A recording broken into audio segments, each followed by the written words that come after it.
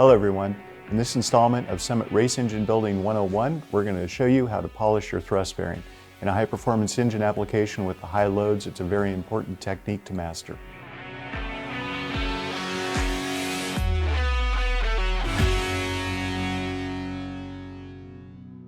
All right, so here we have our thrust bearing. This is our upper, it has the oil holes going through it, and then this is our lower. This is the one that fits on the cap, and this is the one that fits in the saddle. You may not really see it on the camera, but we have little arrows here, and that's basically the orientation they are inside of the engine. Why is that important? Well, in any kind of a high horsepower or high performance application, if you have a torque converter or a clutch, it is trying to push the crankshaft forward all the time. So what do we want to be able to do with that? Well, we want to be able to increase the oil film strength a little bit on the side facing where that thrust is coming from. So what we're going to do, rather than take off a little bit of material on both sides, we're actually going to go ahead and concentrate on the back of the main bearing there. So we'll go ahead and take this and we will go ahead and orient it like this. And then I'm going to go ahead and take a little bit of oil. This is pretty common emery paper. You can buy this anywhere, including Summit Racing. That's where we prefer. We're going to put a little bit of oil on it. This is a 220 grit paper. We've already been working a little bit with it. So here's one of the things about it. You don't want to do one bearing at a time because you'll invariably lean a little bit this way or that way.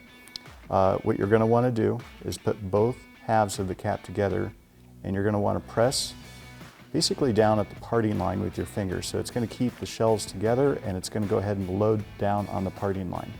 Now from here, it's pretty straightforward. I'm just going to go ahead and start moving in a fairly common figure 8 pattern, trying to take off as the perfect amount across all the faces here.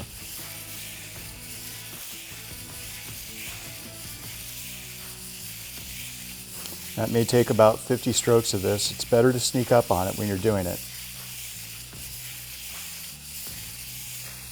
But you'll get a feel for how much you're taking off with every time you polish. It's better to have a little bit too much thrust than not enough. Okay, at this point we have the bearing that's basically been polished as much as we want. Now this is a lapping compound basically at this point, so before you ever go to put it back in an engine, you're going to want to clean the bearing thoroughly, and you're going to want to use a product like acetone to go over it and just make sure it's free of any kind of abrasive that could get in really anywhere else.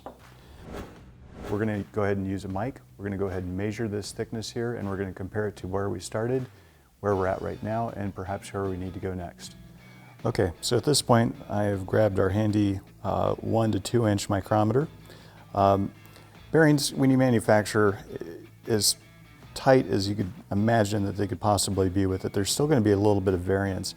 It's going to vary a little bit here at the parting line, here over the top. One thing that when you're measuring this, you want to measure all 4 sections at once, and also be careful not to go through these troughs here, and that'll ensure that you're getting good accurate measurements every single time. So this particular bearing started off at about 1 inch 0.26.5, and as I go through here, you also don't want to go too far to the inside or too far to the outside. It will affect the measurement because it's not quite parallel. So here we have a 1.025 and 5/10. Here we have about a 1.026, and this is about a 1.025, actually a 1.026, we'll call it a 1.026. I'll go ahead and reverse directions here, and this one's coming in at about 1.025.5.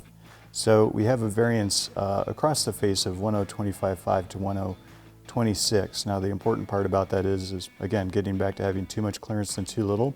We're going to take these bearings back and do a little bit more work and get these down into the 1.024.5 range for us to get the clearance that we're looking for. Be sure to like and subscribe to get more of our how-to, technical, and installation videos. Thank you for watching.